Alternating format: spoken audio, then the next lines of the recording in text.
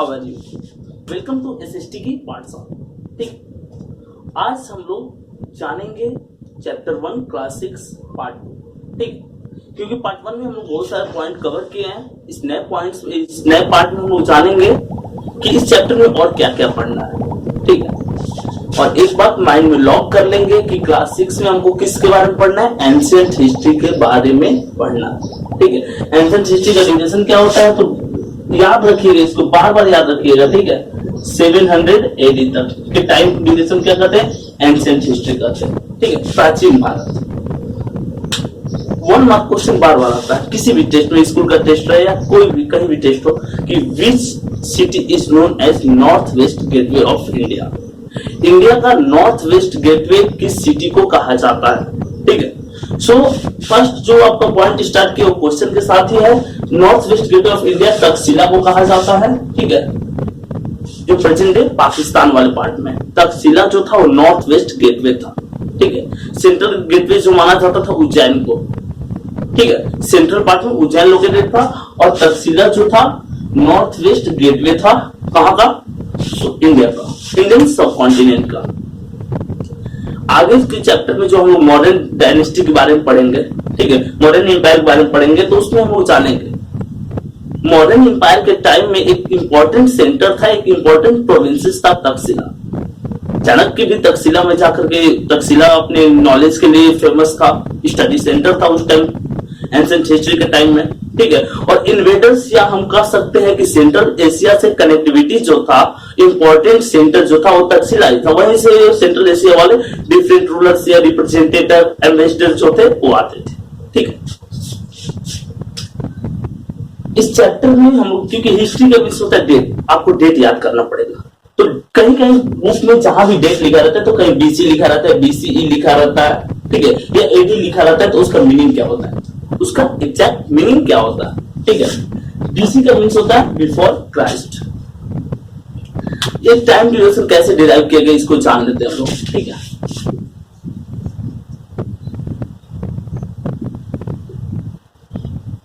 Suppose कीजिए Jesus Christ का birth हुआ 180। ठीक है, तो जीसस क्राइस्ट के बर्थ के पहले क्या सिविलाइजेशन था? लोग रहते थे पे, तो हाँ जाहिर बात है रहते थे। जीसस क्राइस्ट के बर्थ के कितना इस बार पास हो गया? 2020 ईयर्स। लेकिन अगर हम हिस्ट्री पढ़ते हैं तो देखते हैं कि 4500 ईयर्स एगो, 8000 ईयर्स एगो का भी टाइम डिराइव रहता है। सो उसको कैसे रिप्रेजेंट करते हैं? उसको रिप्रेजेंट करते हैं बीसी से, before Christ, before common era या बिफोर क्राइस्ट। ठीक है, जानेंगे हम लोग कि महात्मा बुद्ध का जन्म जो हुआ था वो किस में हुआ था?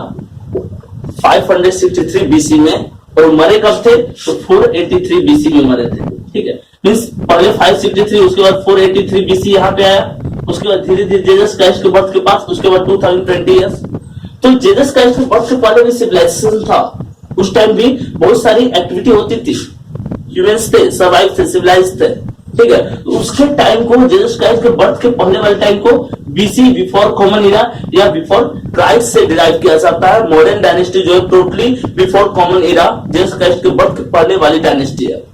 ठीक है, या हम अगर पॉइंट आउट करेंगे बिंबिसार के बारे में, अजातशत्रु के बारे में, जो मगध के मोस्ट पावरफुल रूलर थे, जो समकालीन थे किनके? महात्मा बुद्ध के, तो सारे जो थे बिफोर क्राइस्ट के टाइम के थे। ठीक है, सो बीसी का बिफोर क्राइस्ट होता है। ठीक है, बीसीई का क्या होता है? बिफोर कॉमन एरा होता है। ठीक है, एडी का क्या होता है? एनो डोमिनी होता है। एनो डोमिनी का मींस क्या होता है? ग्रीक वर्ड है, मींस एनो और डोमिनी, रिप्रेजेंटेटिव और मींस क्राइस्ट को ही एनो डोमिनी कहा जाता है, क्रिश्चियनिटी के हेड को डोमिनी, एनो डोमिनी कहा जाता है। ठीक है, बीपी का मींस होता है बिफोर प्रेजेंट।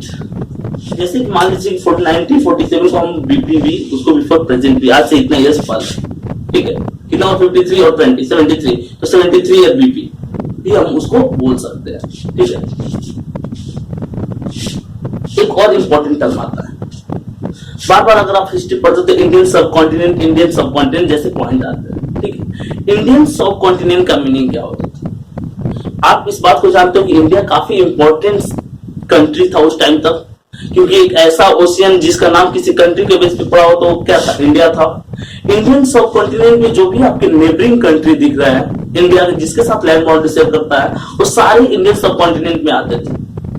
क्लास 6 के या 7th में किसी भी चैप्टर में हम क्लासिफाइड किए हैं, एक्सप्लेन किए हुए नेबरिंग कंट्री, ठीक है। सो जो जितने भी आपके नेबरिंग कंट्री थे वो इंडियन सब कॉन्टिनेंट में आते थे। एग्जाम्पल के लिए आपका है पाकिस्तान, 1947 से पहले इंडिया का पार्ट था, ठीक है। अफगानिस्तान किसका पार्ट था, इंडिया का। नेपाल, भूटान, श्रीलंका, ठीक है, चाइना, और उसके साथ साथ जो छोटे से आपके आइलैंड कंट्री हैं वो भी इंडिया के पार्ट थे, ठीक है। और इन सारे रीजन को क्या कहा जाता है, इन सारे रीजन को कहा जाता है इंडियन सब कॉन्टिनेंट, ठीक है।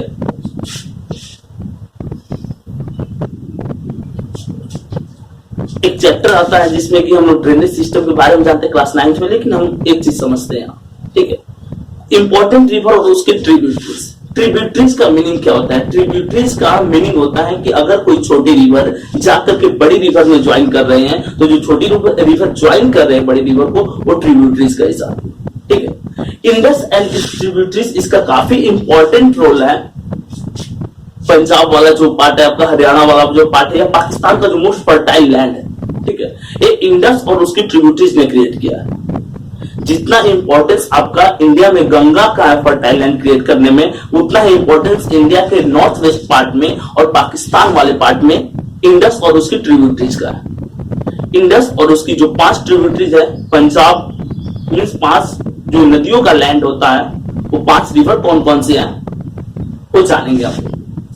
रावी, चेनाब, झेलम, सतलज और ब्यास, ये 5 रिवर है और इन 5 रिवर के मिलने से पंजाब वाला लैंड क्रिएट होता है। सो ये क्या करते थे, इंडस और इसकी ट्रिब्यूटरी जो है, अर्ली सिविलाइजेशन जो हुआ, हड़प्पन सिविलाइजेशन जिसको इंडस वैली सिविलाइजेशन भी कहते हैं, सो इसमें सिविलाइजेशन में सबसे इंपॉर्टेंट रोल प्ले करती है ये रिवर और उसकी tributaries. That's clear.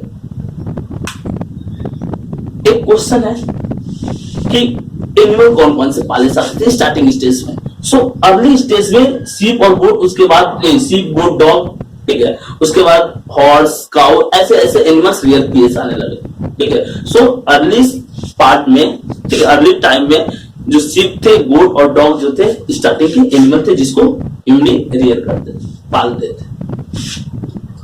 Hunter and gatherers, क्योंकि आपको पता है कि अभी जिस टाइप से लोग सिविलाइज है, शहरों में रह रहे हैं, वेल फैसिलिटी उनके पास अवेलेबल है, स्टार्टिंग स्टेज में इतनी फैसिलिटी नहीं थी। इतनी फैसिलिटी क्या, वो कहीं सेटल्ड भी नहीं रहते थे, वो घूम घूम करके, ठीक है, उनका कोई परमानेंट हाउस नहीं होता था, परमानेंट वो कहीं सेटल नहीं रहते थे, घूम करके अपने फूड को गेन करते थे। हंटर्स का मीन्स होता है शिकार करने वाला, ठीक है, शिकारी, और गैदरर्स का मीन्स होता है फूड को कलेक्ट करके। हंटर्स और गैदरर्स की स्टार्टिंग की लाइफ जो थी वो टोटली डिपेंड थी किस चीज पे, फॉरेस्ट पे, वाइल्ड एनिमल पे, उन्हीं का हंट करके उसको खाते थे, ठीक है। फॉरेस्ट प्रोडक्ट जैसे फ्रूट्स हो गए, ठीक है, या पेड़ के डिफरेंट जो आपके ट्री के जो डिफरेंट पार्ट्स हो गए उसको खाते थे। अर्लीस्ट क्योंकि उस टाइम एग्रीकल्चर नहीं होता था, तो स्टार्टिंग स्टेज में लोग क्या करते थे, उनका पेशा क्या था, ऑक्यूपेशन क्या था, तो हंटर और गैदरर्स थे। हंटर मींस शिकार करने वाला, गैदरर्स मींस फूड कलेक्ट करने वाला, ठीक है। The Suleiman and Kirthal hills of northwest are people started agriculture in 8000 years ago, जैसे कि 8000 years ago है, जबकि जीसस क्राइस्ट के बर्थ के 2020 years से पास हुआ। सो इसको कैसे डिराइव करेंगे, इजी मेथड है, इसमें से सब्ट्रैक्ट कर देंगे कितना, 2020 years सब्ट्रैक्ट, अप्रॉक्स 2000 ही सब्ट्रैक्ट करते हैं, कितना 5980 BC हम बोल सकते हैं क्या, बोल सकते हैं ना, इससे कितना ईयर्स एगो एक क्या अर्ली सिविलाइजेशन स्टार्ट किए थे। 8000 ईयर्स एगो को हम कह सकते हैं, क्या कह सकते हैं, 5980 ईयर्स बीसी बिफोर क्राइस्ट। इनके जन्म के, क्राइस्ट के जन्म के इतना साल पहले ही सुलेमान और किरथाल हिल्स में लोग एग्रीकल्चर करना स्टार्ट कर दिए थे, ठीक है। ये आया समझ में। Agriculture developed near Garo hills and near Vindhyas, Garo, Khasi and Jaintia, ठीक है। गारो, खासी और जयंतिया नॉर्थ वेस्टर्न पार्ट में लाइज करता है आपका वहां के ट्राइब्स है, लैंग्वेज भी है और वहां के एक हिल्स भी है, ठीक है। तो वहां पर भी स्टार्टिंग स्टेज में एग्रीकल्चर स्टार्ट हुआ और विंध्याचल जो है, जो मध्य प्रदेश में है, विंध्याचल रेंज, ठीक है, सम पार्ट उसके स्प्रेड है यूपी में भी। सो उस रीजन में भी स्टार्टिंग में एग्रीकल्चर स्टार्ट हुआ, राइस का एग्रीकल्चर होता था, ठीक है।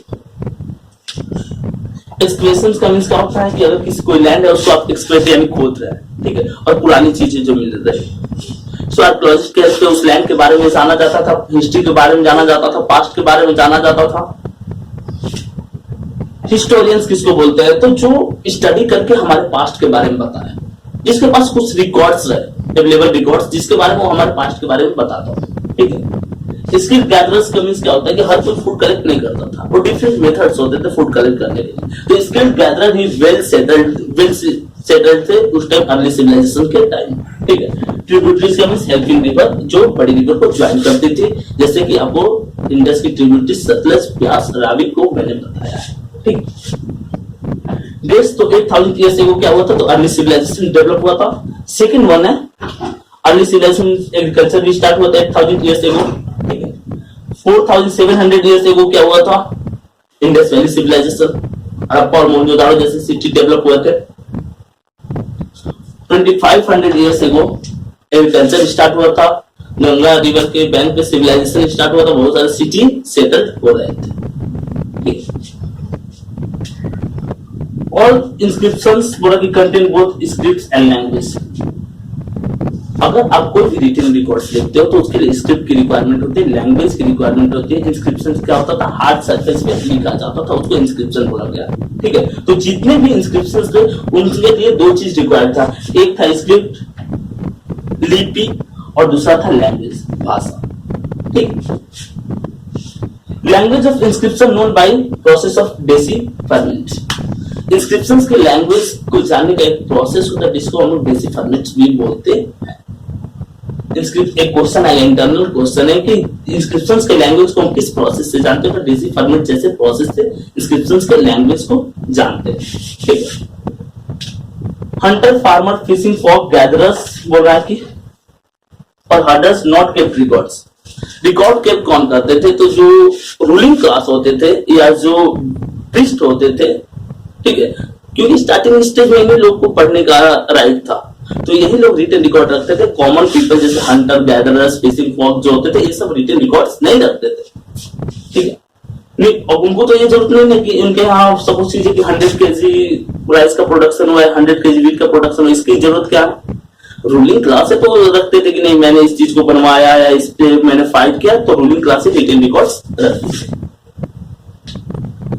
नीड ऑफ सिविलाइजेशन बोला कि fresh water, food, hunting, fishing, gathering resource. सबसे अच्छी, सबसे जो इंपॉर्टेंट पॉइंट है कि सिविलाइजेशन के लिए किस चीज की इंपॉर्टेंस थी? सिविलाइजेशन के लिए इंपॉर्टेंट था वाटर, फ्रेश वाटर। जहां पे रिवर बैंक था, रिवर बैंक के किनारे अर्ली सिविलाइजेशन डेवलप हुआ, ठीक है।